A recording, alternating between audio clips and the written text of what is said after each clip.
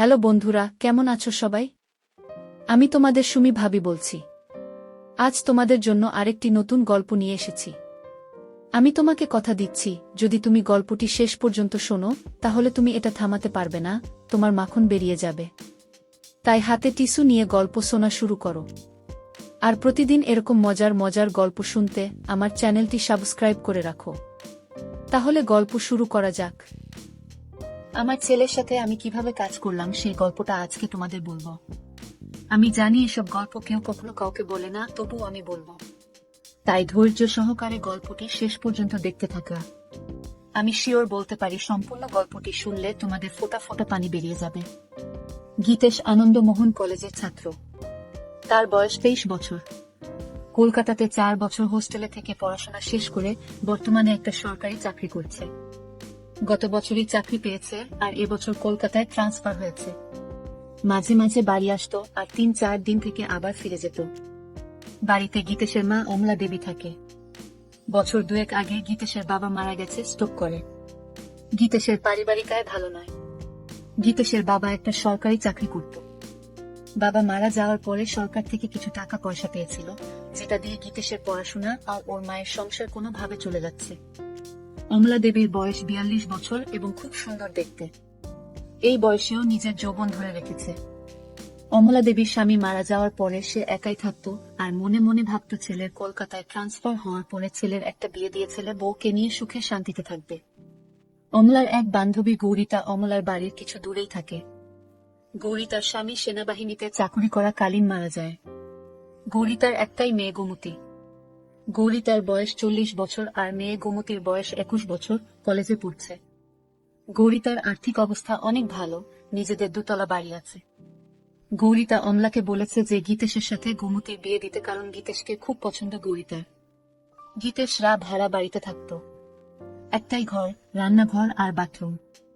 যেহেতু অমলা স্বামী মারা যাওয়ার পরে একাই থাকত, তাই কোনো অসুবিধে হয়নি, কিন্তু এবার গীতেশ ফিরে এলে একটা ঘরে কিভাবে চলবে সেটাই অমলা চিন্তা করছিল। তাই একদিন অমলা গৌরিতাকে এই কথাগুলো বলল। গৌরিতা সব শুনে বলল, অমলা তোকে তো আমি বলেছি গীতেশ কলকাতায় ট্রান্সফার হয়ে এলে এক শুভক্ষণ দেখে গীতেশ আর গোমতীর বিয়েটা দিয়ে দেব আর আমরা সবাই মিলে এই বাড়িতেই থাকব। এত বড় বাড়িতে শুধু আমরা 2জন মা মেয়ে থাকি, তোরাও এখানে চলে এলে সবাই মিলে আনন্দ করে থাকা যাবে। অমলা গৌরিতার কথা শুনে আনন্দে বলল, আমি ছেলে এলে ওর সাথে কথা বলে তোকে জানাবো। কিছুদিনের মধ্যে গীতেশ ফোন করে জানালো যে শুক্রবার সে বাড়ি আসছে। প্রায় 6 মাস পরে গীতেশ বাড়ি ফিরছে বলে সেদিন অমলা ভালো ভালো রান্না করে রেখেছিল। তারপর স্নান করে একটা ভালো শাড়ি পরে ছেলের জন্য অধীর আগ্রহে অপেক্ষা করছিল। প্রায় 11টা নাগাদ গীতেশ বাড়ির সামনে এসে দরজায় কড়া নাড়ল। অমলা দরজা খুলে দেখল 3-4টা ব্যাগ হাতে আর কাঁধে নিয়ে গীতেশ হাসি মুখে দাঁড়িয়ে আছে। ঘরে এসে ব্যাগগুলো নামিয়ে মাকে জড়িয়ে ধরল গীতেশ। অমলাও গীতেশকে জড়িয়ে ধরে থাকলো কিছুক্ষণ। তারপর ছেলের হাত থেকে নিজেকে ছাড়িয়ে অমলা বলল, অনেক বেলা হয়ে গেছে গীতেশ, যা স্নান করে নিয়ে আগে খেয়ে নে, তারপর না হয় ব্যাগগুলো থেকে সব বার করবি আর গল্প করা যাবে। গীতেশ বলল, ঠিক বলেছ মা, খিদেতে পেট জ্বলছে, আমি তাড়াতাড়ি স্নান করে আসছি, তুমি খাবার বাড়ো। এই বলে গীতেশ বাথরুমে চলে গেল।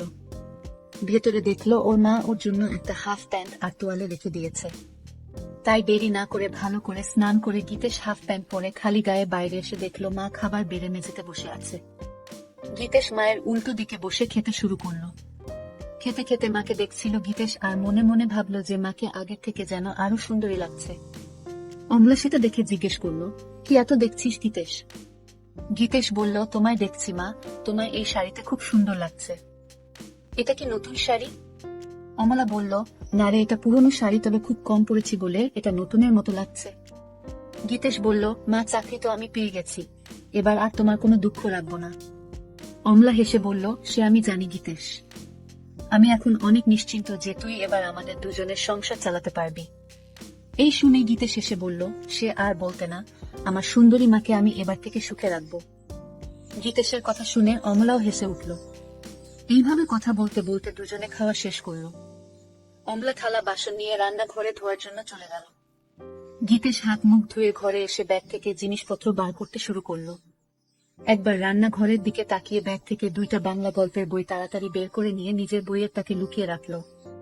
কিছুক্ষণ পরে অমলা ঘরে এসে বিছানায় বসলো। অমলা ছেলের সব জামা প্যান্ট একদিকে সরিয়ে রাখতে রাখতে বলল, তোর সব জামা তো পুরনো হয়ে গেছে, এবার কিছু নতুন কিনে নিস। গীতেশ বলল, ঠিক আছে মা, এই মাসের স্যালারি পেয়ে তোমার আর আমার জন্য নতুন কাপড় কিনবো। তারপর গীতেশ সব জিনিস বিছানা থেকে সরিয়ে অমলার মুখোমুখি বসে গল্প করতে শুরু করলো। অমলা বলল, গীতেশ, এখন তোর কিরকম লাগছে? পড়াশোনা করে চাকরি করছিস, এবার কলকাতায় ট্রান্সফার হয়ে গেল। গীতেশ বলল, সেরকম কিছু না, কিন্তু এবার থেকে তোমার সাথে থাকতে পারবো, এই জন্য আমি খুব খুশি। এই বলে মায়ের কোলে মাথা রেখে শুয়ে পড়ল। অমলা ছেলের কথা শুনে খুব খুশি হলো আর গীতেশের মাথায় হাত বুলিয়ে দিতে লাগলো। গীতেশ শুয়ে শুয়ে অমলাকে দেখছিল আর মনে মনে ভাবছিল মাকে সত্যি খুব সুন্দর দেখতে। এইভাবে কিছুক্ষণ থাকার পরে অমলা হেসে বলল, গীতেশ, এবার গৌরিতার সাথে কথা বলতে হবে তোর বিয়ের জন্য। গীতেশ তখন মায়ের কোল থেকে মাথা সরিয়ে উঠে বসে বসে মায়ের দুই কাঁধে দু হাত রেখে বলল, না মা, এখন নয়, এখন শুধু আমার সুন্দরী মাকে সুখী করার সময়, বউকে নয়। অমলা হেসে বলল, আমি তো ভালোই আছি, এবার তোর একটা বউ এসে গেলে আমার অসুবিধা হবে আর তোর অসুবিধা হবে। গীতেশ নিজের মুখটা অমলার মুখের কাছে এনে বলল, আমাদের কি সুবিধা হবে মা, বউ এলে? অমলা বলল, আমার একটা গল্প করার সাথী হবে আর তোর চির জীবনের সাথী হবে। আর সত্যি বলছি, গোমতী খুব সুন্দরী আর ভালো মেয়ে, তোকে খুব সুখে রাখবে। গীতেশ অমলাকে বলল, আমি তোমার সুখে রাখবো, তাই তোমার আর কিছু লাগবে না। অমলা গীতেশের কথা শুনে একটু চমকে উঠে বলল, ঠিক আছে, এবার তুই একটু রেস্ট নিয়ে নে, আমি একটু বেরোচ্ছি, একবারে বাজার করে ফিরবো। এই বলে অমলা উঠে দাঁড়িয়ে নিজের শাড়িটা ঠিক করতে লাগলো। গীতেশ ও উঠে দাঁড়িয়ে মাকে দেখতে লাগলো। কিছুক্ষণ পরে অমলা বাড়ি থেকে বেরিয়ে যেতেই গীতেশ দরজা বন্ধ করে ঘরে এসে নিজের আরেকটা ব্যাগ খুলে মায়ের একটা ছোট জামা দেখে নাক দিয়ে গন্ধ নিতে থাকলো। গীতেশ হোস্টেলে থাকাকালীন বন্ধুদের পাল্লায় পরে এসব বই পড়া শুরু করেছিল। সব সম্পর্কের মধ্যে মা ছেলে নিয়ে এগুলো পড়তে বেশি ভালোবাসত। সেই জন্য 6 মাস আগে যখন বাড়ি এসেছিল তখন মায়ের একটা ছোট জামা লুকিয়ে নিজের সাথে নিয়ে গিয়েছিল। তারপর থেকে হোস্টেলে গীতেশ বই পড়তে পড়তে মায়ের ছোট জামা জড়িয়ে ধরে নিজেকে শান্ত করত। যেহেতু খুব ক্লান্ত ছিল তাই মাকে চিন্তা করতে করতে কিছুক্ষণের জন্য ঘুমিয়ে পড়ল। তারপর কিছুক্ষণ পরে বাথরুম এগিয়ে পেচ্ছাপ করতে গিয়ে দেখলো বাথরুমে মায়ের একটা ছোট জামা ঝোলানো আছে। অমলা তাড়াহুড়োয় সেটা সরিয়ে রাখতে ভুলে গিয়েছিল। গীতেশ পেচ্ছাপ করে ওটা নিজের নাকে শুকে বুঝলো এটা মায়ের ব্যবহার করা। সেটা অমলা ধুতে ভুলে গেছে। গীতেশ অনেকক্ষণ সেটা নাকে নিয়ে গন্ধ শুকতে লাগলো। গীতেশ নিজেকে আর কন্ট্রোল করতে না পেরে নিজের কাজ করতে লেগে গেল। প্রায় 15 মিনিট ধরে চলল সেই কাজ। তারপর সেটা যেখানে ছিল সেখানে রেখে নিজেকে পরিষ্কার করে ঘরে এলো। মনে মনে অপরাধ বোধ হচ্ছিল নিজের মাকে নিয়ে এরকম ভাবতে, কিন্তু ও এটা বুঝতে পারলো আজকে সব থেকে বেশি তৃপ্তি পেয়েছে। কিছুক্ষণ পরে গীতেশের পাপবোধ পরিবর্তন হলো আর ভাবতে লাগলো কিভাবে মাকে আরো কাছে পাওয়া যায়। এইসব ভাবতে ভাবতে সন্ধে হয়ে গেল আর ঠিক তখন দরজায় আওয়াজ হলো। গীতেশ দরজা খুলে দেখলো অমলা দাঁড়িয়ে আছে দু হাতে দুটো বাজারের ব্যাগ নিয়ে। গীতের সঙ্গে সোজা মায়ের হাত থেকে ব্যাগ দুটো নিয়ে রান্নাঘরে রেখে এক গ্লাস জল নিয়ে অমলাকে দিল। অমলা বিছানায় বসে জলটা খেয়ে জিজ্ঞেস করলো, সারা দুপুর আর বিকেল কি করলি গীতেশ? একটু ঘুমিয়েছিলিস তো? হ্যাঁ মা, অল্প ঘুমিয়েছিলাম। ভালো করেছিস, আমি একটু ফ্রেশ হয়ে তোকে চা করে দিচ্ছি, তোর জন্য কাটলেট ও এনেছি। এই বলে অমলা তোয়ালে নিয়ে বাথরুমে চলে গেল। গীতেশ তখন মাকে সারপ্রাইজ দিবে বলে নিজে রান্নাঘরে গিয়ে চা বানাতে শুরু করলো। আর বাজারের ব্যাগ থেকে সবকিছু রান্নাঘরে যথাস্থানে রেখে কাটলেট দুটো একটা ডিশে রাখলো। বাথরুমের ভেতর থেকে মায়ের গোসল করার শব্দ শুনতে শুনতে গীতেশ চা বানাচ্ছিল। এদিকে গোসল করতে করতে অমলা হঠাৎ দেখে তার ছোট কাপড়টা দড়িতে ঝুলছে। সঙ্গে সঙ্গে চমকে গেল আর মনে মনে ভাবলো, সব কিছু ঠিক জায়গায় রেখে আসল জিনিসটাই বাথরুমে ফেলে গিয়েছিল। গীতেশ যে কি ভেবেছে কে জানে। নিজেকে কিছুক্ষণ গালাগালি দিয়ে গোসল করে তোয়ালেটা দিয়ে নিজেকে জড়িয়ে অমলা বাথরুম থেকে ঘরে এসে দেখলো গীতেশ একটা ট্রে এই 2 কাপ চা আর কাটলেট সাজিয়ে বসে আছে। অমলা হেসে বলল, বাহ, একবার চা বানিয়ে মায়ের জন্য অপেক্ষা করছিস, খুব ভালো। বউকে তুই খুব সুখে রাখবি। এখন তো মাকে সুখী করি, তারপর অন্য কেউ। অমলা আলমারি থেকে একটা শাড়ি নিয়ে গীতেশকে বলল, আমি দরজাটা ভেজিয়ে দিয়ে রান্নাঘরের শাড়িটা পরে আসছি। গীতেশ এগিয়ে গিয়ে অমলার হাত ধরে বলল, তুমি এই ঘরে চেঞ্জ করে নাও, আমি রান্নাঘরে যাচ্ছি, তোমার হয়ে গেলে আমায় ডেকে নিও। এই বলে গীতেশ ঘরের দরজাটা ভেজিয়ে দিয়ে বাইরে অপেক্ষা করতে লাগলো। ছেলের ব্যবহারে অমলা খুব খুশি হয়ে ঘরে ড্রেস চেঞ্জ করতে লাগলো। গীতেশ দরজাটায় একটু ফাঁকা রেখে ভেজিয়ে রেখেছিল, যাতে সেই ফাঁক দিয়ে ঘরের ভেতরটা দেখা যায়। গীতেশ দরজার ফাঁক থেকে চোখ রাখতেই ঘরের ভেতরের দৃশ্য দেখে অবাক হয়ে যায়। এদিকে অমলা ততক্ষণে শাড়িটাও পরে নিয়ে গীতেশকে ডাকলো ঘরের ভেতরে আসার জন্য। গীতেশ মায়ের ডাক শুনে একটু চমকে গিয়ে ঘরের ভেতরে এলো এবং হঠাৎ খেয়াল করলো ওটা শক্ত হয়ে দাঁড়িয়ে আছে। কোনো ক্রমে এক হাত দিয়ে সামাল দিয়ে বিছানাতে বসলো। অমলা তখন আয়নার সামনে দাঁড়িয়ে চুল আঁচড়াচ্ছিল, তাই ছেলের দিকে খেয়াল করেনি। গীতেশ অমলাকে ডাকলো, এসো মা, চা আর কাটলেট ঠান্ডা হয়ে যাবে, খেয়ে নাও আগে। ঠিক আছে, চল খেয়ে নি। এই বলে বিছানায় এসে গীতেশের মুখোমুখি বসলো। দুজনে একসাথে কাটলেট আর চা খেতে লাগলো। বাহ গীতেশ, চাটা তো খুব ভালো বানিয়েছিস। তোমার ভালো লেগেছে মা? আমি হোস্টেলে মাঝে মাঝে নিজেই চা করে খেতাম। অমলা হেসে উঠে গীতেশের গালটা ধরে বলল, সত্যি ভালো হয়েছে, আমার ছেলে এখন নিজের খেয়াল নিজে রাখতে পারবে। গীতেশ ও তখন মায়ের গালটা ধরে বলল, তোমারও সব খেয়াল রাখবে তোমার ছেলে। দুজনেই একসাথে হেসে উঠল। আচ্ছা গীতেশ, তোর চাকরি শুরু কবে থেকে? আজ 28 তারিখ, পরের মাসের 8 তারিখে অফিস জয়েন করতে হবে। একটা কথা বলার ছিল। কি কথা মা, বলো। গৌরিতাকে তোর মনে আছে? গৌরিতা মাসি কেন মনে রাখবো না মা, আমায় এত ভালোবাসে। সেটা জানি, তোকে ভালোবাসে বলেই একটা প্রস্তাব রেখেছে। কি প্রস্তাব? গৌরিতা তোর সাথে গোমতীর বিয়ে দিতে চায়। গীতেশ লজ্জা পেয়ে বলল, এখন আমি বিয়ে করব না। গৌরিতা বলেছে গোমতীর সাথে তোর বিয়ে হবার পরে আমরা সবাই ওর বাড়িতে থাকব। আমি বলেছি যে গীতেশের সাথে কথা বলে জানাবো। তুই কি বলিস এ ব্যাপারে? বিয়ের ব্যাপারটায় আমায় একটু সময় দাও। বুঝলাম ছেলে লজ্জা করছে, ঠিক আছে, তুই সময় নিয়ে চিন্তা করে আমায় জানাস। কিন্তু আমাদের ঘরটা খুব ছোট দুজনের জন্য। আগে তুই ছোট ছিলিস তাই কোনো মতে চলে যেত, কিন্তু এখন তুই বড় হয়ে গেছিস। এমন কিছু ছোট নয় আমাদের ঘর, আমাদের দুজনের জন্য যথেষ্ট। কিন্তু তোর অসুবিধা হবে, আমি যখন কাপড় চেঞ্জ করব তখন তোকে বাইরে অপেক্ষা করতে হবে। এছাড়াও এই একটা বিছানায় দুজনের হবে না। গীতেশ অমলার কথা শুনে মনে মনে বলল, আমি তো চাই তুমি ঘরে কাপড় ছাড়বে আর আমি দরজার ফাঁক দিয়ে তোমার দেখব। অমলা গীতেশের দিকে তাকিয়ে বলল, কি ভাবছিস এত? কি করবি সেটা তো বলো। গীতেশ সঙ্গে সঙ্গে বলল, না কিছু ভাবছিলাম না, তবে এখন ওখানে যাব না, কিছুদিন চাকরি করে স্যালারি জমিয়ে তারপর না হয় যাওয়া যেতে পারে। ঠিক আছে, তোর যেটা ভালো মনে হয় সেটাই হবে। ঠিক আছে, তুই টিভি দেখো, আমি রাতের রান্নাটা করে নি। এই বলে অমলা চায়ের ট্রেটা নিয়ে রান্নাঘরে চলে গেল। গীতেশ টিভি দেখতে লাগলো, কিন্তু ভালো লাগছিল না। তাই গীতেশ রান্নাঘরে গিয়ে দেখলো মা এক মনে গুনগুন করে গান গাইতে গাইতে রান্না করছিল। গীতেশ পেছন থেকে অমলাকে একটু হামি দিয়ে জিজ্ঞেস করলো, মা আজ কি রান্না করছো? অমলা চমকে উঠে হালকা হেসে বলল, আজ ডিমের ঝোলো, ভাত আর আলু পোস্তা। গীতেশ মায়ের কানে কানে বলল, তোমার হাতের রান্নার কোনো জবাব নেই মা। অমলা নিজেকে ছাড়িয়ে নিয়ে বলল, এই দুষ্টু এখন ছাড় আমায়, না হলে রান্না করতে দেরি হয়ে যাবে। গীতেশ আরো হামি দিয়ে বলল, আমার মিষ্টি মায়ের হাতের রান্নায় আমার মন ভরে যায়। অমলা হেসে বলল, এবার যা এখান থেকে, আমায় রান্নাটা করতে দে। গীতেশ তখন ঘরে চলে এসে আবার টিভি দেখতে লাগলো। প্রায় 1 ঘন্টা পরে অমলা এসে গীতেশের পাশে বসল। অমলা পুরো ঘেমে গেছে রান্না করতে করতে। গীতেশ বলল, মা তুমি তো ঘেমে গেছো, শাড়িটা চেঞ্জ করে অন্য কিছু পরে নাও। ছেলের কথা শুনে অমলা বলল, আমি ভাবছিলাম তুই কি ভাববি, তাই অন্য কিছু পরছিলাম না। গীতেশ অবাক হয়ে অমলার দিকে তাকিয়ে বলল, আমি আবার কি ভাববো? যাও চেঞ্জ করে নাও, আমি রান্নাঘরে যাচ্ছি। অমলা বলল, আমি বাথরুম এ চেঞ্জ করে নিচ্ছি, তুই টিভি দেখো। এই বলে অমলা বাথরুম এ চলে গেল।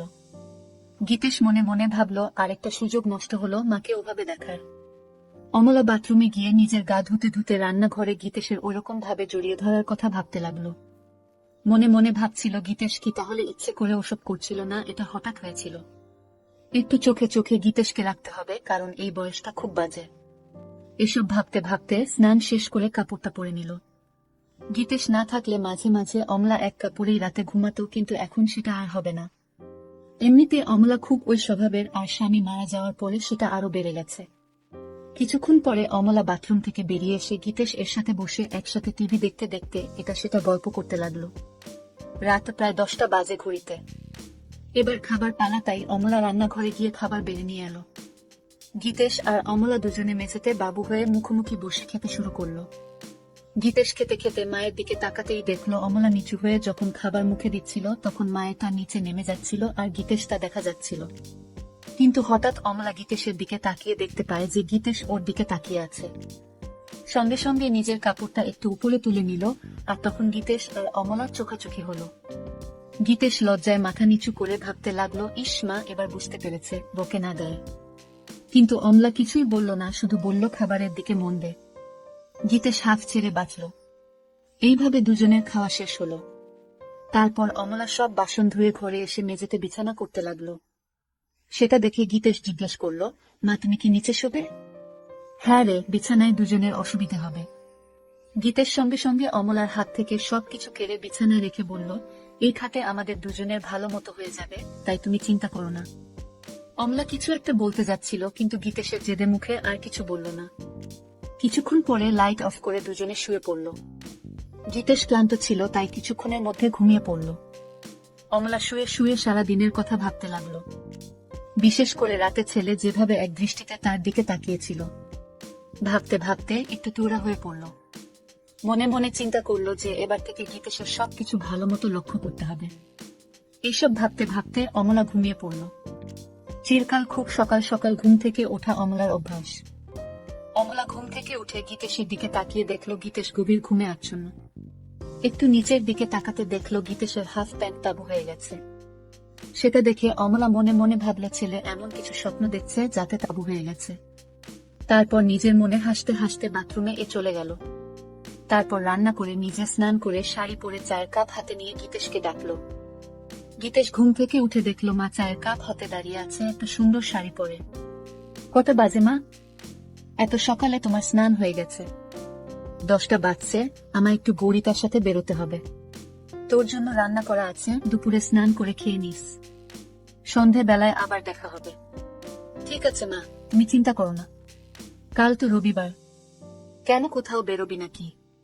গীতেশ অমলার হাত থেকে কাপটা নিয়ে টেবিলে রেখে অমলাকে ধরে একটা পাপ্পা দিয়ে বলল, দেখি কি প্ল্যান করা যায়। অমলা নিজেকে ছাড়াবার চেষ্টা করে বলল, আবার দুষ্টুমি হচ্ছে, আমার শাড়ি নষ্ট হয়ে যাবে, এখন ছাড় আমায়, পরে জড়িয়ে ধরার অনেক সময় পাবে। তোমায় ছাড়তে ইচ্ছে করছে না মা। এই বলে আবার অমলাকে ধরে গীতেশ আর মায়ের শরীরের কোমলতা অনুভব করতে থাকে। অমলার ও ভালো লাগছিল কিন্তু ওর দেরি হয়ে যাবে তাই জোরে করে গীতেশকে সরিয়ে দিয়ে বলল, আমি এবার আসি, বুঝলি, না হলে দেরি হয়ে যাবে, তুই সময় মতো খেয়ে নিস। ঠিক আছে মা, তুমি একদম চিন্তা করো না, সাবধানে যেও। এরপরে অমলা নিজের শাড়িটা ঠিক করে গীতেশের দিকে একটা হাসি দিয়ে ঘরে থেকে বেরিয়ে গেল। গীতেশ দরজা বন্ধ করে ঘরে এসে চা খেতে খেতে চিন্তা করলো কি করবে সারাদিন। কিছুক্ষণ বসার পরে আলমারিটা খুলে মায়ের ছোট কাপড়গুলো বের করে বিছানায় রাখলো। দেখলো সেগুলো অনেক পুরনো হয়ে গেছে। কিছুক্ষণ নাক দিয়ে সবগুলো শুকে আবার যথাস্থানে রেখে দিয়ে আলমারিটা বন্ধ করে দিল গীতেশ। তারপর গীতেশ ঘরটা আর রান্নাঘরটা পরিষ্কার করলো। গীতেশ মনে মনে একটা মতলব করলো কি করে মাকে প্রতিদিন ওভাবে দেখা যায়, কারণ শাড়ি চেঞ্জ করার সময় বেশিক্ষণ দেখা যায় না। তাই ভাবলো বাথরুমে একটা ফুটো করতে পারলে স্নান করাটা ভালো মতো দেখতে পাবে। একটা হাতুড়ি আর পেরেক নিয়ে বাথরুমের দরজায় গীতেশ একটা ফুটো করে দিয়ে দেখলো যে ফুটোটা একদম সঠিক জায়গায় হয়েছে, যেখান থেকে ভেতরের দৃশ্য ভালোবাসে দেখা যাবে। তারপর স্নান করে খেয়ে নিয়ে একটু ঘুমোতে গেল গীতেশ। ঘুম থেকে উঠে দেখলো যে সন্ধে হয়ে গেছে আর অমলার আসার সময় হয়ে গেছে। কিছুক্ষণের মধ্যে দরজায় আওয়াজ শুনে গীতেশ দরজা খুলে দিয়ে দেখলো অমলা এসেছে। ভেতরে এসে অমলা বলল, গীতেশ দুপুরে খেয়েছিলিস তো? হ্যাঁ মা, খেয়েছিলাম। তোমার দিনটা কেমন কাটলো? অমলা বিছানায় বসে ফ্যানের হাওয়া খেতে খেতে হেসে বলল, আমার আবার দিন কেমন কাটবে, যেরকম কাটার সেরকম কেটেছে। তুমি যাও বাথরুমে ফ্রেশ হয়ে এসো, আমি চা বানাচ্ছি। অমলা সেটা শুনে বাথরুম চলে গেল আর গীতেশ ও রান্নাঘরে চলে গেল। অমলা বাথরুমের দরজা বন্ধ করতেই গীতেশ দরজার ফুটোয় চোখ রাখলো। গীতেশ শুধু দেখলো লাগলো নিজের মাকে আর এক হাত দিয়ে কাজ করতে লাগলো। এদিকে গ্যাসে জল গরম হয়ে ফুটছে তাই তাড়াতাড়ি চা বানানোতে মন দিল, কিন্তু কিছুতেই নিজের মন থেকে মায়ের সেই রূপটা মুছতে পারল না। কিছুক্ষণ পরে গীতেশের চা বানানো শেষ হলো। এদিকে অমলার স্নান হয়ে গেছে আর অমলা বাইরে এলো। ঘরে গিয়ে অমলা চুল আঁচড়াতে লাগলো আর গীতেশ চা নিয়ে এসে বিছানায় বসে অমলাকে দেখছিল। অমলা আয়নায় সেটা দেখে গীতেশকে জিজ্ঞেস করলো, সারাদিন কি কি করলি? রান্নাঘর পরিষ্কার করলাম। আর মনে মনে বলল বাথরুম ফুটো করলাম তোমায় দেখব বলে। অমলা চায়ের কাপ তার হাতে নিয়ে রান্নাঘরে গিয়ে দেখলো ছেলে সব ভালোভাবে পরিষ্কার করেছে, আর তারপর ঘরে এসে এদিক ওদিক দেখে বলল, বাবা তুই তো সব পরিষ্কার করে দিয়েছিস, আমার লক্ষ্মী ছেলে। এই বলে চায়ের কাপটা টেবিলে রেখে 2 হাত বাড়িয়ে বলল, আমার লক্ষ্মী ছেলে আয় আমার কাছে। গীতের সঙ্গে সঙ্গে অমলার কাছে ছুটে গেল। এইভাবে কিছুক্ষণ থাকার পরে দুজন আলাদা হলো। তারপর অমলা রান্নাঘরে চলে গেল রান্না করতে, আর গীতেশ টিভি দেখতে লাগলো। কিছুক্ষণ পরে রান্না শেষ হলে দুজন একসাথে খেয়ে নিল। আজ ও গীতেশ একইভাবে অমলার দিকে তাকিয়ে গভীরভাবে দেখছিল, আর আজ অমলা সেটা লক্ষ্য করল কিন্তু কিছু বলল না। এইভাবে খাওয়া শেষ করে অমলা আর গীতেশ বিছানায় শুতে এলো। দুজনে পাশাপাশি শুয়ে আছে। ঘরে নাইট বাল্বটা জ্বলছে। অমলা চিন্তা করছে গীতেশ কেন বারবার ওর দিকে তাকিয়ে থাকে। গীতেশের মাথায় শুধু মায়ের স্নান করার দৃশ্যগুলো আসছিল। এইভাবে দুজন ঘুমিয়ে পড়ল। মাঝরাতে গীতেশ টয়লেট এগিয়ে ফিরে এসে নাইট বাল্বের আলোয় দেখল লাহরটা উপরে উঠে গেছে। গীতেশ আস্তে আস্তে এসে অমলাকে দেখতে লাগলো। তারপর গীতেশ মায়ের দিকে তাকিয়ে দেখল মা গভীর ঘুমে আচ্ছন্ন, তাই সাহস করে মায়ের কাছে এগিয়ে গেল। খুব ভালোই লাগছিল গীতেশের। হাত দিতেই সঙ্গে সঙ্গে অমলা একটু নড়ে উঠল। সেটা দেখেই ভয়ে গীতেশ তাড়াতাড়ি হাত সরিয়ে নিয়ে বিছানায় শুয়ে পড়ল। অমলা তখন পাশ ফিরে শুল। গীতেশ আর কিছু না করে আস্তে আস্তে ঘুমিয়ে পড়ল। পরের দিন সকালে অমলা ঘুম থেকে উঠে তাড়াতাড়ি নিজেকে ঠিক করে নিয়ে ছেলেটির দিকে তাকিয়ে দেখল ছেলে উপুর হয়ে ঘুমে মগ্ন। তারপর বাথরুমে চলে গিয়ে নিজেকে ফ্রেশ করে অমলা চা বানাতে লাগলো। গীতেশ উঠে ড্রেস চেঞ্জ করে বাজারে চলে গেল। অমলা ভাবতে থাকলো কি হচ্ছে এসব। হোস্টেল থেকে ফেরার পর থেকে গীতেশের আচরণের কেমন পরিবর্তন এসেছে। এসব ভাবতে ভাবতে ঘরে গিয়ে বসল। বাজার যেহেতু অনেক দূরে, তাই গীতেশের ফিরতে ফিরতে আরো 1-2 ঘন্টা লাগবে। এদিক ওদিক দেখতে দেখতে হঠাৎ দেখলো গীতেশের বইয়ের তাকে বইগুলো কেমন যেন অগোছালো আছে। তাই অমলা বইগুলো তার থেকে নামিয়ে খোঁচাতে লাগলো, আর মনে মনে ভাবলো ছেলে ঘর রান্নাঘর সব পরিষ্কার করেছে, অথচ নিজের বইয়ের তাক সাজাতে ভুলে গেছে। একটার পর একটা বই সাজিয়ে রাখতে রাখতে অমলা দেখলো একটা মোটা বইয়ের ভেতর কিছু যেন আছে। বইটা খুলতেই দেখলো একটা পাতলা বই মলার দেয়া। অমলা ভাবতে লাগলো কি বই যে মোটা বইয়ের ভেতরে গীতেশ রেখেছে। গল্পের বইটা হাতে নিয়ে একটা পাতা উল্টোতেই কভার ফটো আর নাম দেখে অমলা চমকে উঠল। বই যা দেখলো তাতে তো নিজের চোখকে বিশ্বাস করতে পারছে না। এও কি সম্ভব? পাতা উল্টাতেই দেখলো মা ছেলের গল্প। সূচিপত্র দেখে আরেকবার চমকালো অমলা। একটা গল্পের কিছুটা অংশ পড়লো, অবাক হয়ে ভাবতে লাগলো এটা কিভাবে সম্ভব, আর গীতেশ এই বই পেল কোথায়? তাহলে কি এসব গল্প পড়েই সে আমাকে নিয়ে ওসব কথা ভাবে? অমলা বিছানায় শুয়ে শুয়ে 2টো গল্প শেষ করলো এবং এতটাই উত্তেজিত হয়ে গেল যে বিছানায় শুয়ে শুয়েই তারপর বইটা জায়গা মতো রেখে দিয়ে বাথরুম চলে গিয়ে অমলা নিজেকে পরিষ্কার করলো। অনেকদিন পরে আজ অমলা খুব উত্তেজনা অনুভব করলো। হঠাৎ দরজার আওয়াজ শুনে অমলা দরজাটা খুলে দেখলো গীতেশ। গীতেশ ভেতরে এসে মাংসটা মায়ের হাতে দিল। মায়ের দিকে তাকিয়ে দেখলো মায়ের কপালে ঘাম, আর মায়ের চোখ মুখটা কেমন যেন লাগছে। সঙ্গে সঙ্গে গীতেশ মায়ের 2 গালে 2টো হাত রেখে জিজ্ঞেস করলো, মা তোমার কি শরীর খারাপ লাগছে, এত ঘেমে আছো কেন? অমলা নিজের ঘোমটা মুছে বলল, কিছু না বাবা, গরম করছিল তাই। গীতেশ তখন বলল, ঠিক বলেছ মা, আজ বেশ গরম। গীতেশ বলল, মা আমি একটু বেরোচ্ছি, এক বন্ধুর সাথে দেখা করে চলে আসব। ঠিক আছে, বেশি দেরি করিস না, আমি রান্না তাড়াতাড়ি করে নেব। এই বলে গীতেশ বেরিয়ে গেল। অমলা দরজা বন্ধ করে ভাবল, আর একটু হলেই ছেলে বুঝতে পারত যে এটা গরমের ঘাম নয়, এটা অন্য কিছুর ঘাম। এই ভেবে নিজের মনে হাসতে লাগলো। গল্পের বাকি অংশ পরের ভিডিওতে দেওয়া হবে, তাই সবাই চ্যানেলটি সাবস্ক্রাইব করে রাখো।